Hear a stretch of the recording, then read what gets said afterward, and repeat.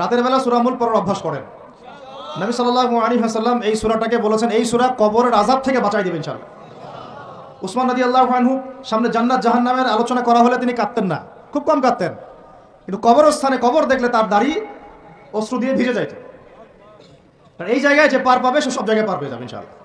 ওই জায়গার একাকিত্বে ওই আযাব থেকে বাঁচাবে একটা সূরা, কি নাম? সবাই মুখস্থ করবেন ইনশাআল্লাহ।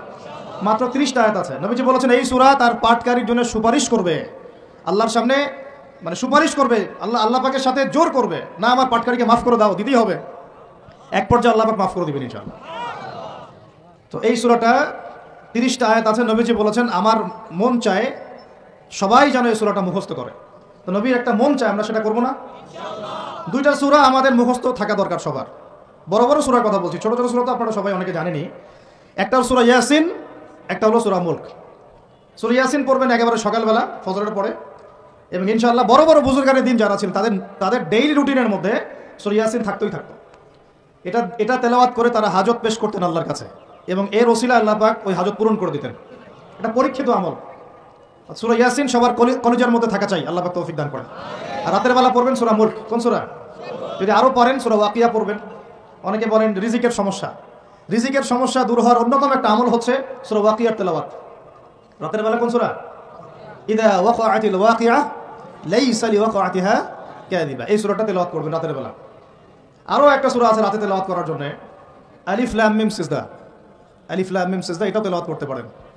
তো যাই হোক, সূরা মুলকের প্রথম আয়াত আপনারা পাবেন তাবারাকাল্লাযী বিয়াদিহিল মুলকু ওয়া হুয়া আলা কুল্লি শাইইন কাদির। আমরা এটা পড়ি, শুধু খালি পড়ি, প্রত্যেক হরফে 10 নাকি হবে, এই জন্য পড়ি বেশিরভাগ মানুষ। কারণ বাংলাদেশের বেশিরভাগ মানুষ কোরআনের অর্থ জানে না। বাংলাদেশের 16 কোটি মুসলমানের আমার ধারণা 15 কোটি কোরআনের অর্থ জানে না। 1 কোটি মানুষ জানতে পারে যারা মাদ্রাসার সাথে সম্পৃক্ত আর কি। এই জন্য আমরা বলি যে যদি পাঠ্যপুস্তকে কোরআন শিক্ষাটা বাধ্যতামূলক থাকতো তাহলে বাংলার 16 কোটি মানুষ কোরআনের অর্থ জানতো। এই কাজটা কি খারাপ হতো না ভালো হতো? শিক্ষামন্ত্রীকে এটা কে বুঝাবে? আপনারা বোঝাতে পারলে বোঝান, কে বুঝাবে? এই যাদেরকে দায়িত্ব আল্লাহ পাক দিয়েছেন তাদেরকে এটা বুঝাবে কে? আমরা তো ছোট মানুষ। যদি নবী সাল্লাল্লাহু আলাইহি ওয়াসাল্লামের জীবনী সিরাত প্রত্যেকের পাঠ্যপুস্তকে বাধ্যতামূলক থাকতো, 16 কোটি মুসলিম জনগণ নবীর জীবনী জানতে পারত। এখন 16 কোটির মধ্যে 15 কোটি জানে না নবীর জীবনীতে কি হয়েছে। এটা তো বেসিক পড়াশোনা। যদি আমরা একটা ভাইরাসকে ভয় করে মসজিদ একেবারে বন্ধ করে ফেলতে পারি, মাস্ক পরাইতে পারি সবাইকে, সোশ্যাল ডিস্টেন্স 10 হাত দূরে দূরে দাঁড়াও, হ্যাঁ, নবীর জামানাতেও অনেক সমস্যা হয়েছে, কিন্তু এরকম করে ডিস্টেন্সে দাঁড়ানো হয় নাই। যাই হোক, এটা তো জাতিসংঘের আন্ডারে চলতেছে বিশ্বটা আর কি। তো এখন এটা যদি আমি চাপ দিয়ে করাতে পারি তাহলে আমি পাঠ্যপুস্তকের মধ্যে নবীর সিরাত এবং কোরআন বাধ্যতামূলক করতে পারি না? এই যে আমরা যারা 15-20 বছর ইউনিভার্সিটিতে পড়েছেন, স্কুল কলেজ ইউনিভার্সিটি, এখানে কারা কারা পড়েছেন হাত তোলেন দেখি একটু। যারা অনার্স মাস্টার্স কমপ্লিট করেছেন বা পড়তেছেন এখনও, আপনারা আছেন কতজন? আছে অনেকে, হাত নামান। এখন আপনারা ভাই বাংলা পড়েছেন না? নজরুল, রবীন্দ্রনাথ, বঙ্কিমচন্দ্র, শরৎচন্দ্র ইত্যাদি ইত্যাদি। ইংরেজি পড়েছেন না? ব্যাকরণ, দাঁত ভাঙা ব্যাকরণ। বাংলা ব্যাকরণ পড়েছেন না? দাঁত ভাঙা, কারক, সমাস, বিভক্তি, হাবিজাবি। হ্যাঁ, এই হাবিজাবি দিয়ে আবার ইস্যু বানাই দিস না তোরা, মুশকিল কথা বলা এখন আর। এটা তো আমরা কথার কথা বলি আর কি। তারপরে কেমিস্ট্রি পড়েন নাই? হ্যাঁ, ফিজিক্স পড়েন নাই? বায়োলজি পড়েন নাই? তারপরে আমরা হায়ার ম্যাথ করতাম, জটিল জটিল সূত্রগুলো মুখস্থ করেন নাই? কত কি পড়েছেন। কিন্তু এই পড়াশোনাগুলো কেন করেছেন? সিলেবাসে ছিল আমাকে পড়তে হবে, যদি না পড়ি পরীক্ষা পাস করতে পারবো না, পরীক্ষা পাস না করলে রেজাল্ট আসবে না, রেজাল্ট না আসলে চাকরি পাবো না, চাকরি না পাইলে রিজিকের ব্যবস্থা হবে না, রিজিকের ব্যবস্থা না হলে বিয়ে শাদী হবে না, বিয়ে শাদী না হলে জীবনটাই বরবাদ। এই তো ফিলোসফি, তো এটাই, রাস্তা তো এটা না।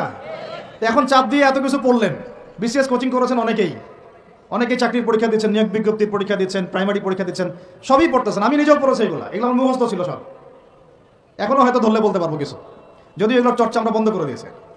কথা হচ্ছে একটা রিজিকের সোর্সের জন্য আমি যে 15 বছর এই পড়াশোনাগুলো করলাম, যদি আমার সিলেবাসের মধ্যে কোরআন থাকতো, হাদিস থাকতো, নবীর সিরাত থাকতো, তারপরে ধরেন সাহাবীদের জীবনী থাকতো, ইসলামের ইতিহাস থাকতো, বেসিক ফিকহ আকীদা থাকতো, আমি কি বাধ্য ছিলাম না এগুলো পড়ে পরীক্ষা দেওয়ার জন্য?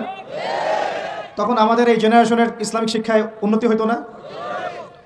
সব কিছু দাওয়াত দিয়ে হয় না, অনেক কিছু উপরের লেভেল থেকে চালু করতে হয়, তাহলে জনগণ সেটা মেনে নিতে বাধ্য থাকে। এই রমজান মাসে দেখবেন বাজারে অনেক সিন্ডিকেট হবে। আপনি এগুলো মিষ্টি মিষ্টি কথা বলে এগুলো বন্ধ করতে পারবেন না। যখন এরকম দুর্নীতিগুলো হবে বাজারে মার্কেটে, ধরবেন, মোবাইল কোর্ট বসাবেন, 6 মাসের জন্য ঢুকাবেন, পারলে একটা করে আঙ্গুল দিবেন কাইটা, তারপর দেখবেন সব সিধা হয়ে গেছে। সব কিছু দাওয়াত দিয়ে আর ওয়াজ করা হয় না, একটা সিস্টেম থাকে। আমি বলি কি, একটা বিষয় বুঝেন, একটা বিষয় হচ্ছে প্রাকৃতিকভাবে উৎপন্ন হচ্ছে কিছু জিনিস, আর আপনি একটা ফ্যাক্টরি দিয়েছেন, ফ্যাক্টরি থেকে উৎপাদন বাড়বে না কমবে?